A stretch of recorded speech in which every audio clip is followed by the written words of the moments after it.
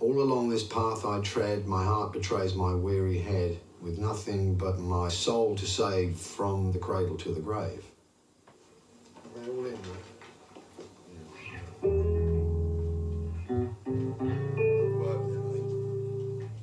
And it was one of those things you wake up in the middle of the night and run downstairs and write it down. I didn't know what it meant, and I thought, well, I would abbreviate it to From the Cradle for the title. What it means, I think, is that this music that I'm making here has been my motivation. It's the thing I've turned to, the thing that has given me inspiration and relief in all of the trials and tribulations of my life. I've always had this incredibly secure place to go to with the blues. And this is the first testament to that I've ever made, really, on my own. And it's quite scary, but at the same time, it's about time too. It's long overdue.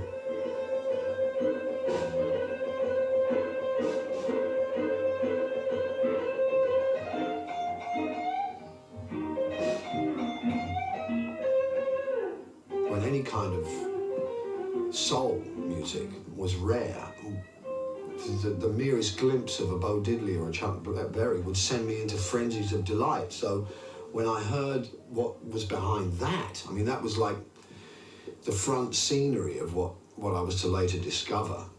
And when I found the stuff that was behind it that made that come into being, the Muddy Waters, and beyond that, the Robert Johnson, and beyond that, the work song, it did something to me emotionally, for sure, but there was something much deeper going on, which I cannot define at all, and probably never will be able to. What's given you the confidence now to think that, this is what you really want to do and you'll get away with it? I think Unplugged helped a great deal.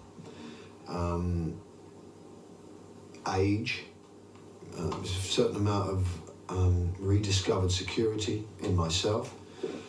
But I think you still need to, no matter how you feel about yourself, no matter how I feel about me, I still needed to see results. I still needed some kind of exterior proof, and Unplugged was definitely that. So when it did well, and when it did phenomenally well, I was very surprised, and of course very pleased, and it freed me up to a certain extent. I'm not saying that I'm completely different and changed by this experience, but I'm willing to take the gamble based on that evidence of saying, well, that was me in one respect, but this is really, really me, to make this record about my blues influences and my upbringing is much more me than Unplugged was.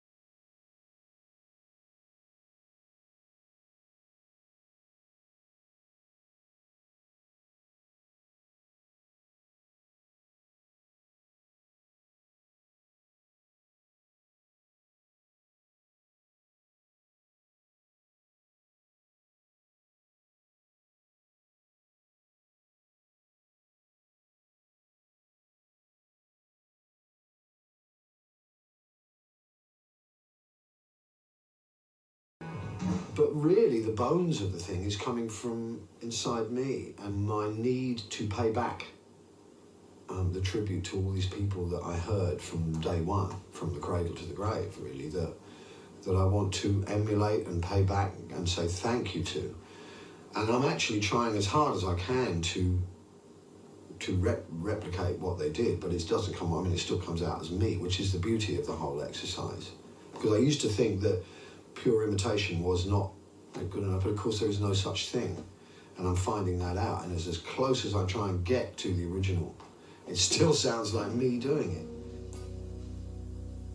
it. For me, it takes a great deal of studying and discipline to sing the blues, and for someone a black guy from Mississippi, It seems to be what they do when they open their mouth without even thinking. I know we go back to that thing about I can sing the blues. I'm qualified to sing the blues because of what has happened to me. But I still don't think I'll ever do it as good as a black man. Muddy's songs have been the hardest. And he meant a great deal to me, and his music still does mean probably more than anybody else's. I don't know why. It was the first really that got to me, and it still is the most important music in my life today is the music of Muddy Waters, and it's been the hardest for me. When I've approached Muddy's repertoire, I've always gone for the less well-known songs. Like I've done Blow Wind Blow, and I'm doing Standing Around Crying, or things that are not necessarily that well-known to his audience. But Hoochie Coochie Man is like the crown jewels, isn't it? I mean, don't go near this song. Don't anybody go near this song. And why am I doing it? I mean, it's like In the Lion's Den with this one. And we've done it dozens of times. And to most people, it probably sounds all right, but to me, it just is not good enough. And so we do it again and again and again. And I don't know what that is. It's some kind of perfectionism in me that I love this man so much that I want to do it absolutely perfectly. And of course, that's not possible.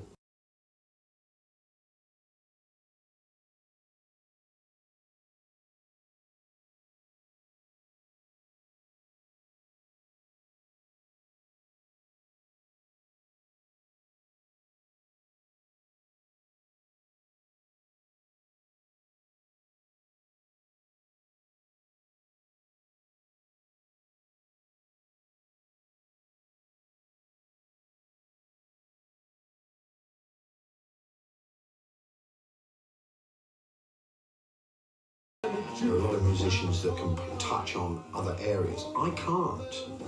I have tried to play folk music, play country and western, play even jazz, and a lot of pop music, but I do this best, and that's been given to me to do. And as much as I've questioned it and railed against it and been stubborn about my path, I'm back on it.